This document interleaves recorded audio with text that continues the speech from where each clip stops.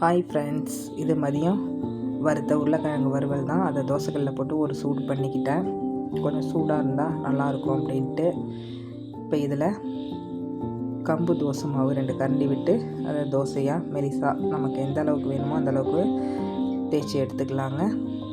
இதில் இப்போ என் தோசைக்கல்லில் எண்ணெய் பசை இருந்ததால் இப்படி ஊட்டிக்கிட்டு வரல.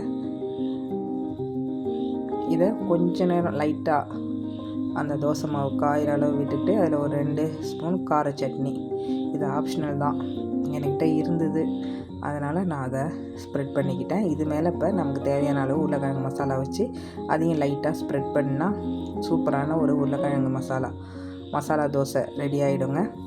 இது உருளைக்கிழங்கு மசாலாவில் மட்டும்தான் இல்லைங்க, நீங்கள் இறால் தொக்கு வச்சாலும் சரி, சிக்கன் வறுவல் பண்ணியிருந்தாலும் சரி, மட்டன் வறுவல் எதுவாக இருந்தாலும் இதே மெத்தடில் நீங்கள் செஞ்சு சாப்பிட்டிங்கன்னா அற்புதமாக இருக்குங்க. இதில் நீங்கள் சட்னிக்கு பதில் முட்டையை உடச்சி ஊற்றி ஸ்ப்ரெட் பண்ணிவிட்டு அது மேலே இந்த மசாலாவை வச்சு சாப்பிட்டாலும் சூப்பராக இருக்குங்க. இப்போ நான் அடுத்தது ரெடி பண்ணுறேன். 2வது தோசை எனக்கு மட்டும்தான், 2 தோசை எனக்கு போதும்.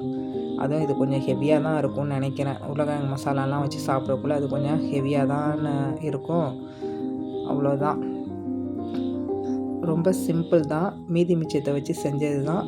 ஆனால் சூப்பர் டேஸ்ட்டுங்க, செம்ம டேஸ்ட்டு. இதை அடிச்சுக்க ஆளே கிடையாது. பசங்கள்லேருந்து எல்லாருமே விரும்பி சாப்பிடுவாங்க. தோசை இட்லின்னு சொன்னால் அதே ஒரு 2 தடவை செஞ்சு கொடுத்தோம்னா அழுத்து என்ன இதையே செய்கிறீங்க அப்படின்னு சொல்கிற நம்ம பிள்ளைங்க இதை மாதிரி செஞ்சு கொடுத்தோன்னு வச்சுக்கிங்க, மீதி மிச்சம் நம்ம வீட்டில் இருக்கிறதெல்லாம் ஒன்றாக்கி இப்படி கொடுத்தோம்னா அவங்களுக்கு தெரியாது, நம்ம ஒரு புதுசாக ஏதோ செஞ்சுருக்கோம், அம்மா செஞ்சு கொடுத்துருக்காங்கன்னு சொல்லிட்டு விரும்பி சாப்பிடுவாங்க. இது உள்ளே வச்ச கார ஐட்டம் 2 வச்சுருக்கோம் இல்லைங்களா, அதனால் இதுக்கு ஒன்றும் நான் பெருசாக சட்னிலாம் எதுவும் செய்யலைங்க. அதுவும் தனியாக நம்ம இருக்கக்குள்ளே அதை மாதிரி ஸ்பெஷலாலாம் என்னால் செஞ்சு எதுவும் சாப்பிட முடியாது. அதனால் இருக்கிறத கரெக்ட் பண்ணி இன்றைக்கி நான் சாப்பிட்றேன்.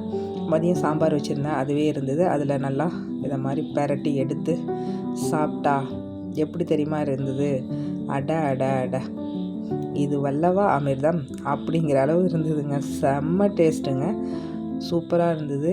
இது சொன்னால் புரியாதுங்க, நீங்கள் செஞ்சு சாப்பிட்டு பாருங்கள். இந்த கார சட்னிக்கு பதில் முட்டையும் ஸ்ப்ரெட் பண்ணி நீங்கள் செய்யலாம்.